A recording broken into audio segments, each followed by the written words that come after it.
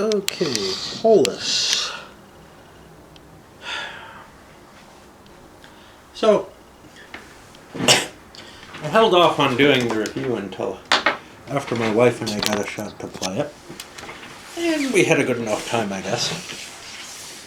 But it helped solidify, what I think of this, which is, it's a good enough game. It's an interesting Euro-style game of sort of an older generation in the sense that, back when Settlers came out, there was a certain amount of conflict and direct actions you could take on people. And I think a lot of the more classic Euros have that. And this definitely has that. It has, some of that kind of A-tier type play where you have actual armies you can throw in, you roll dice against each other and see who wins. That's very not Euro as well, but I think overall, because of the engine building aspect of it and the collection of victory points, etc., that I would classify this mainly as a Euro. One that's fairly abstract, but seems reasonably true to the subject matter. The only problem I had was, as I discussed in my own review, or in the wrap-up, was, or close to that, was that things seem a little too close together. There's a little too much room for influence in a lot of cases. You're not looking at the whole of Greek expansion here spread out, at least in my view. You're looking, although maybe, but to me it looks more like you're looking at one little slice of the Greek world, because there aren't enough islands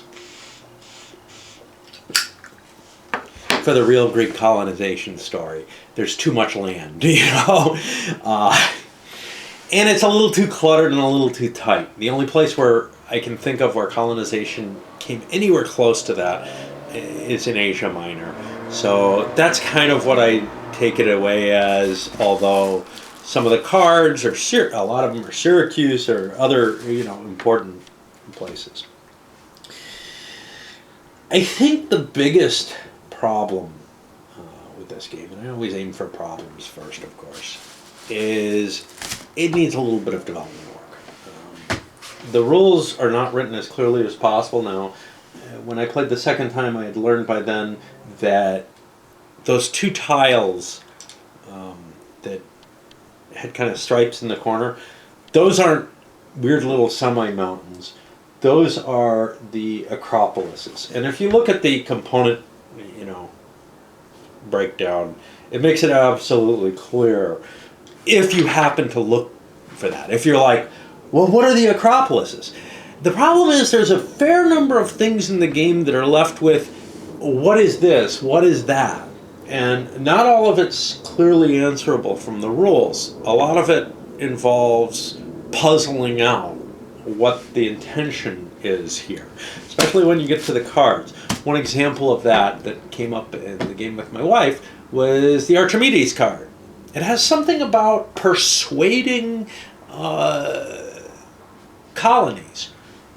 I know nothing about persuasion in this game.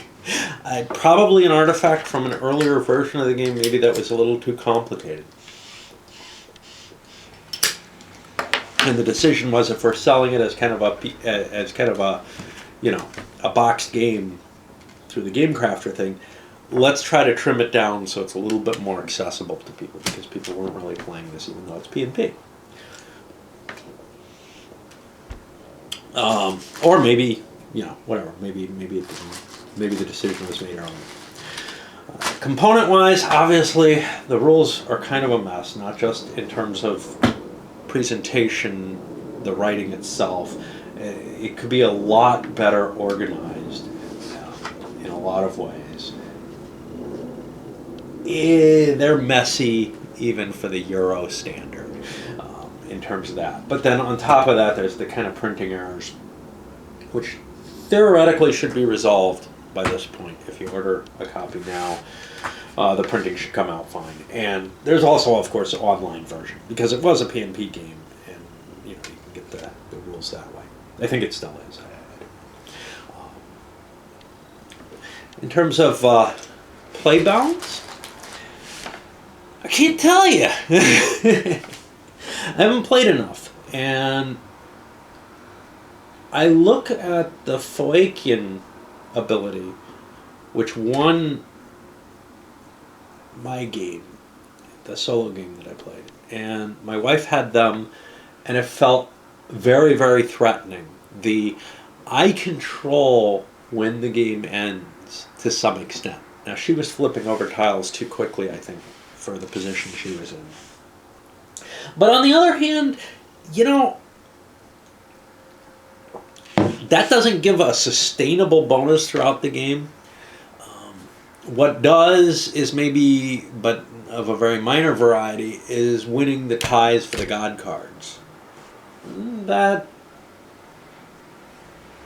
is more of a long-term thing, but Phoenicia does not have an advantage like I was playing Phoenicia in the two-player game of just, hey, I get more income every turn. That's great. Or Euboea with the, wow, I get to buy things more cheaply. I'm not sure they're all equivalent, but they certainly seem like you have... so, for example, Corinth's, ignoring the first bad tax roll, I played that as once in a turn. No, it's once per colony, which is approximately equivalent to the Phoenician advantage in terms of income, and maybe even is stronger. What else do we have here? Sparta's military advantage, I had trouble making use of that. And that's because the armies... So armies are particularly hard to build. First of all, you got to get to that town level.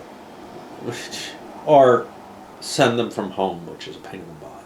But you got to get to that town level to start producing armies on the board. And it's really hard to get to that point. The board filled up pretty quickly in my two-player game as well. And the game was not long either. But it felt more appropriate. Like it didn't just end like that, you know, because so many people weren't exploring. So it felt like there was a little bit more time to develop, if not a huge amount more.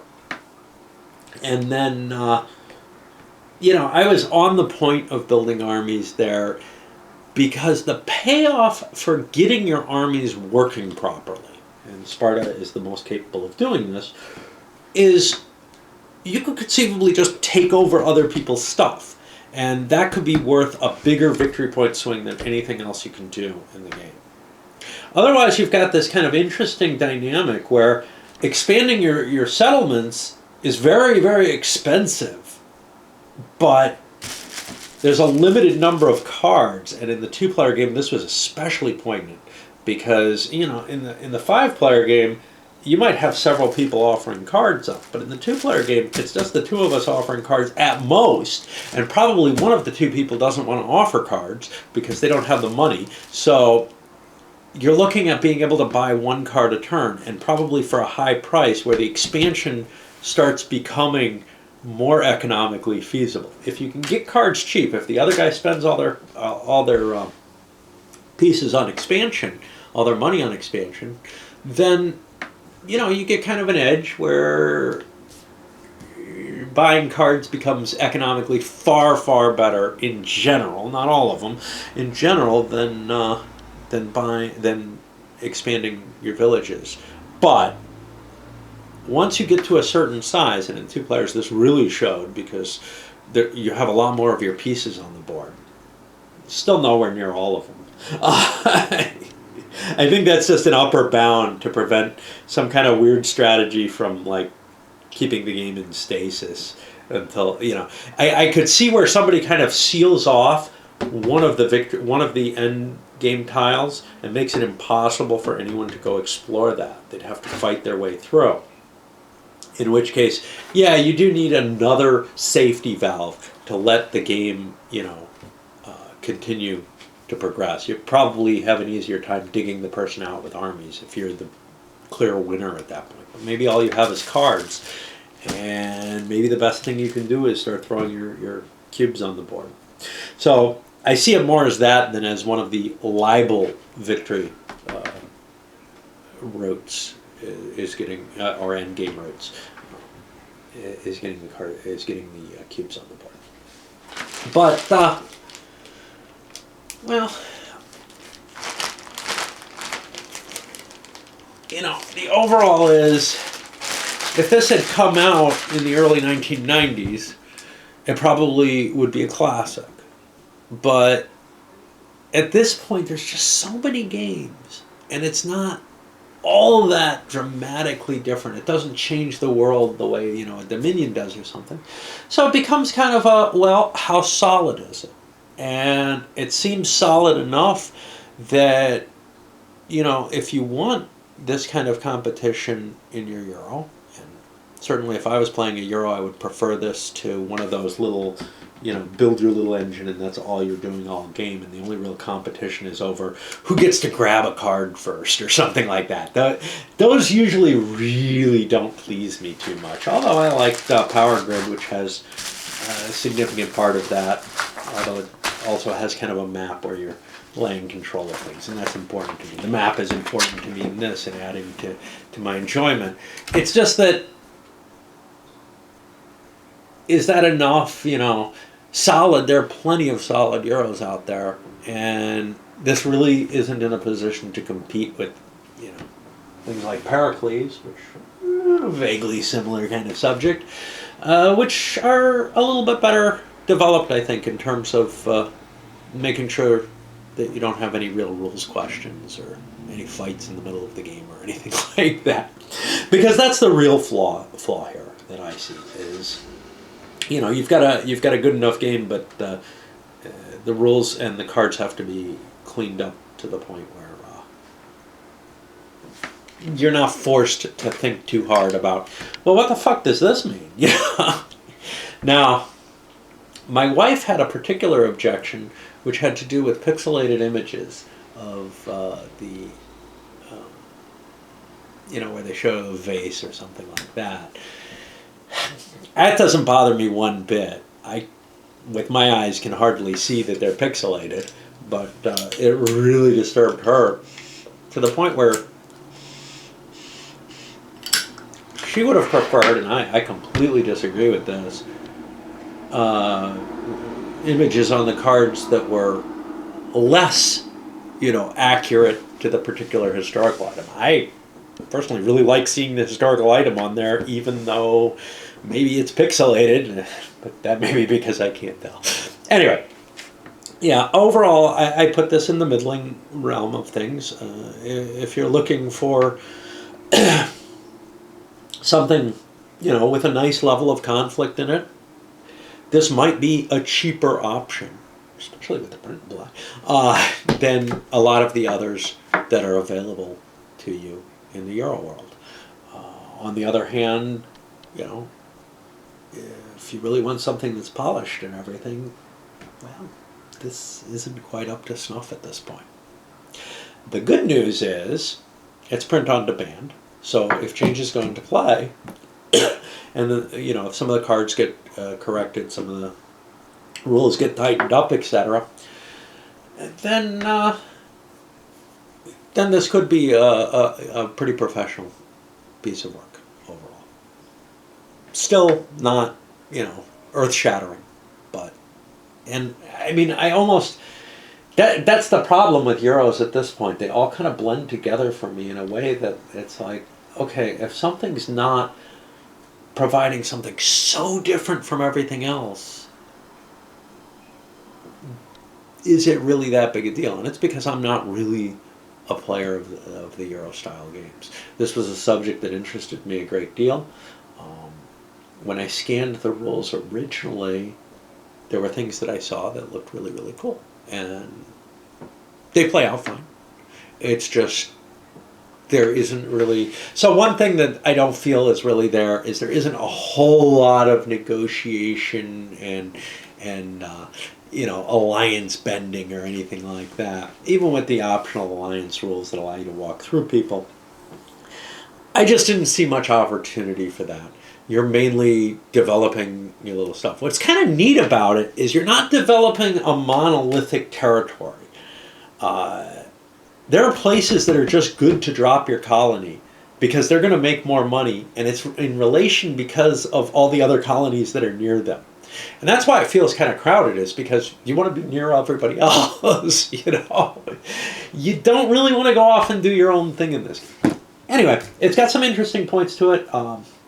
Clearly, you know, if you've got kind of a large group where you want to look at a lot of different games and you can hold a lot of different games between you, this is not an unreasonable choice within that. But again, I'd wait until maybe it gets a little bit tightened up in terms of the rules, and even one would hope the cards, because some of the phrasings on the cards, etc., really could use a developer looking over it. All right, that's it.